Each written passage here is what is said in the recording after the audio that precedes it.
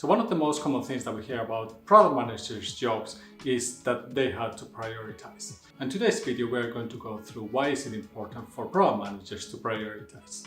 So what prioritizing means? Prioritizing means that you are actually looking to what are the most important things for you to do within your company. So what is going to bring the biggest impact to your business or to your product? And how can you make sure that you are finding what are the best opportunities for you as a product manager to be planned, executed and delivered to your customers? So there are going to be several parts to prioritizing. The first of all, whenever you hear a new idea before you prioritize it, you have to actually look into, is this a good idea for my business? Is it a good idea for my product?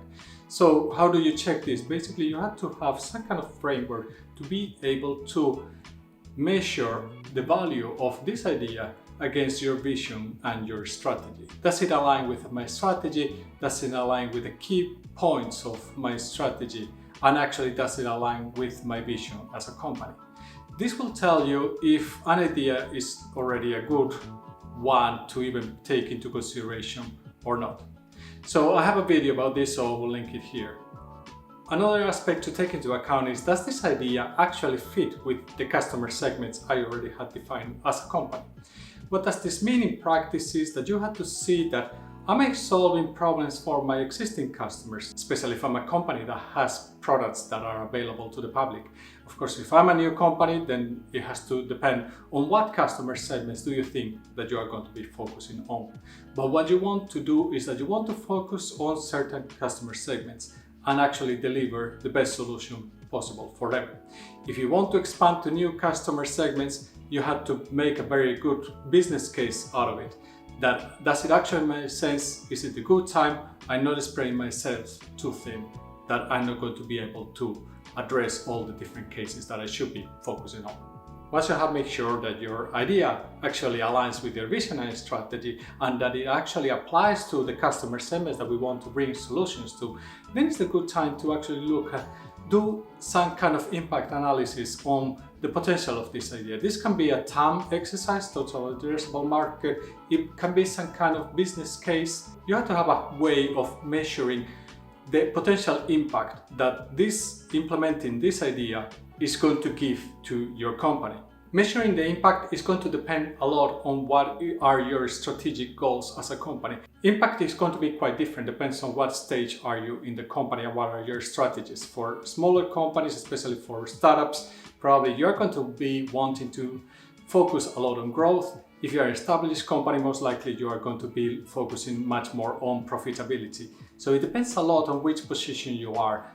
How are you going to define impact for your company? And this is something that you will have to measure in different ways. Sometimes it's going to be revenue generated, sometimes it's going to be more engagement, sometimes it's going to be actually more sales, and sometimes it's going to be more user base.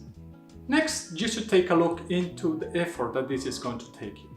So how difficult is going to be for me to actually implement this idea?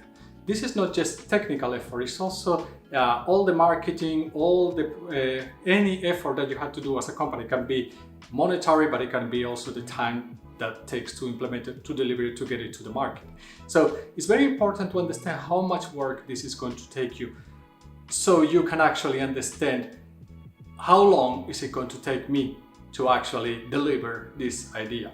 Once you establish this framework, then you actually are going to be able to much better make educated decisions and prioritize what are the tasks that you should take forward into your roadmap. So prioritizing is something very important that product managers basically had to do, not every day, but very often during their job. Prioritizing in the end is the outcome of a proper framework of establishing and valuing ideas. So once you are able to establish this framework, the prioritization, the finding out which ones are the most valuable ideas is going to be a much more straightforward exercise and not so much of a gut decision. There are many impact effort matrices that you can find around if you search in Google, and there's other ways also of valuing the potential value of different ideas.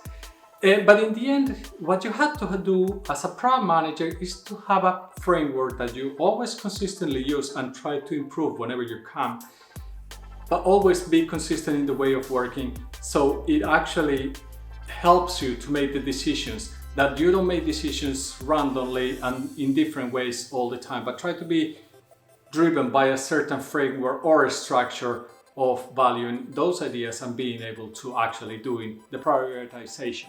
So how about you? How do you prioritize your backlog? How do you prioritize your roadmap, your ideas to be implemented in your products? I wanted to hear about it, so please let me know in the comments below. I will see you in the next video, and as always, stay safe.